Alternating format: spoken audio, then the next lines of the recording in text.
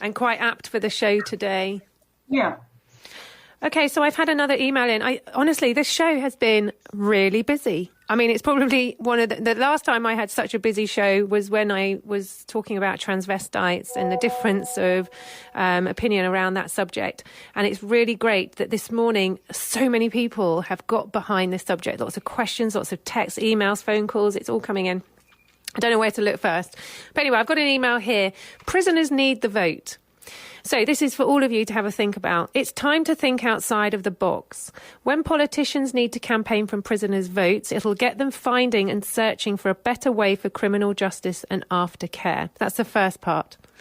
And the second part, I've just lost all my guests. The second part of the question is, secondly, to address the very lopsided numbers of minorities in prisons, we need to start trying blacks with minority jurors. No white defendant will ever face an all-minority jury, and so we should try something new. Minority defendants will still face a white judge, prosecution, and even their own lawyer. So it is time we really tear up the old books and start a new, modern, much fairer world. So again, a really interesting conversation. I've just managed to lose all my guests, so I'm going to give them a couple of minutes to come back online. So if you are listening to today's show, maybe you are a prisoner, maybe you've been inside, maybe you understand the conversation that we are having this morning, maybe you are a parent of a child that is in prison, maybe you are a loved one, a partner, a supporter, maybe you're a child of an offender.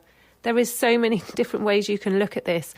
And you know, it's a really interesting conversation and a conversation that is going on and on and on and on. So many of you seem to want to be involved in this conversation. And isn't it a shame that so many people they want to remain anonymous. They want to remain a bit impartial with all of this. But why is that? Why do people want the anonymity around this? Marvin, you've stepped up today and you've joined the show to share your story. Why are people so worried about this, Marvin?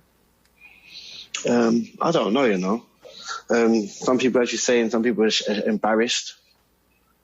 So everyone's got their own reasons, and I think everyone should be vocal and speak up and say who you are. Don't be ashamed of your past. It's about what you do for the future. Mm. What about you, Judith? You know, there seems to be so much taboo and stigma around. I had not realised until I got onto this show in the last few weeks, having done my research and speaking to people, how people want anonymity from this. Well, I guess people will feel, as Marvin said, ashamed, embarrassed. But I think also they won't want their family to think badly of them. And, you know, so I think that's why a lot of people don't lose contact with their family when they go into prison, because they don't want them to be stigmatised, I guess, by having somebody who's been in prison in their family. And so one of my anonymous contacts said just that her son did not want any contact with them inside. And I guess that's maybe what you mean. So I've just had an email in and I was reading it before I managed to lose you all. But let me start again. So prisoners need the vote. It's time to think outside of the box. When politicians need to campaign for prisoners' votes, it'll get them finding and searching for a better way for criminal justice and aftercare. Now, that was phase one. That was the first part of the question. So what are your thoughts on that? Any of you? Go. Love to hear from you. Judith. Well, I think it's really important to get people's feedback. So, you know, I think it is important to allow people that are in prison to have a voice. And I think it's hearing everybody and learning from that experience, not just the negative stuff, but the positive stuff too. What about you, Marvin? Yeah, I think prisoners should definitely have a voice because it's them that's really going through it. So, yeah, they should definitely have a voice. They're all human beings. And Fiona, what are your thoughts on this, giving the prisoners the vote? Or I think, Fiona, you're on mute. That's it, you're off. Yeah, no, I think I think why not? The main thing is to get the people who are in there, one, to recognise their people, and two, to recognise the fact that they have an opinion and they may be in there because of a victim of circumstance. They may be in there and want to change. They, all the time there has been mention of this word hope.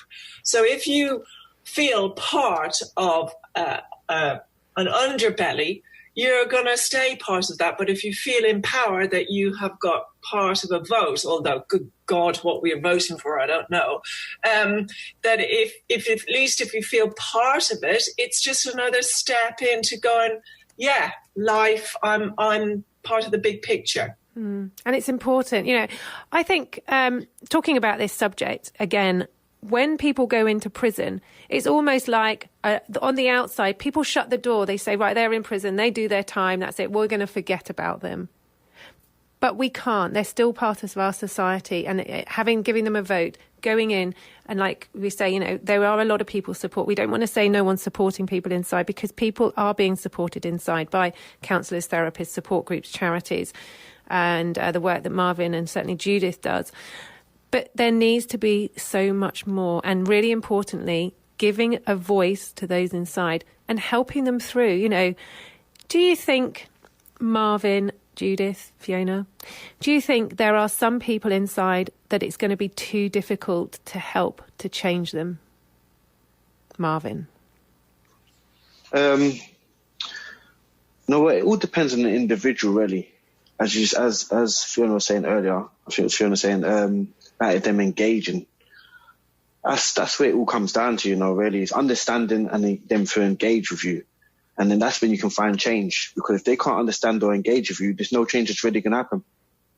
Fiona? Well, yeah, I think Marvin is right. There is a lot. Well, obviously, he's right. He knows better than I on this subject. But I mean, my purpose here is to learn, really. When you've been given a label as a psychotherapist, it doesn't mean you know everything. And I think it's important that I learn, and so that I can spread the information and to these organisations and talk about them. But engagement is everything. I get lots of people ringing me up and say, will you talk to my boyfriend, my husband, my wife? Okay, so the second part of this question, the email that came in, secondly, to address the very lopsided numbers of minorities in prisons, we need to start trying blacks with minority jurors. No white defendant will ever face an all-minority jury, and so we should try something new. Is that true? Do you know that's true, Marvin? No, I don't know if that's fully true, so I don't really want to comment on that completely. Yeah. Do you have any knowledge on that, Judith? Because I certainly don't. My understanding of the judicial system is that they try and put a jury together that is as diverse as possible. Right. Okay. And it isn't just about colour, in my view. It's about background. Okay. So my understanding is the judicial system tries their best to have to be fair. A group of people that represent our community. Yeah. So the email continues, no white defendant will ever face an all-minority jury, and so we should try something new, which is what we've just spoken about. Minority defendants will still face a white judge, prosecution, and even their own lawyer. It is time we really tear up the old books and start a new, modern, much fairer world. So maybe the point to this is they're looking at a more fairer system. And of course, like Judith says, there is in place, there is, a complete variety of ethnicities. Get that out. My teeth are stuck. Across the jury as well. So it's a really big conversation. Clearly, it's got lots of people talking today, and we've just had another text come in. My name is Anthony Spencer. He has just sent a text, and I'm happy to expand on these points. So if I've tried to call, but try again, Anthony, because I've literally got 5 minutes left, so I can get you on for about 1 minute if you try ringing me now. So I've been here with Marvin, with Judith, with Fiona. We've been talking about offenders, ex-offenders, families, friends, children, everybody who's been affected. People are going to prison and being forgotten, but it's not the forgotten world, and we must try as we can to make a difference. If you want any contacts, any details on the contacts today, then you please can get in touch.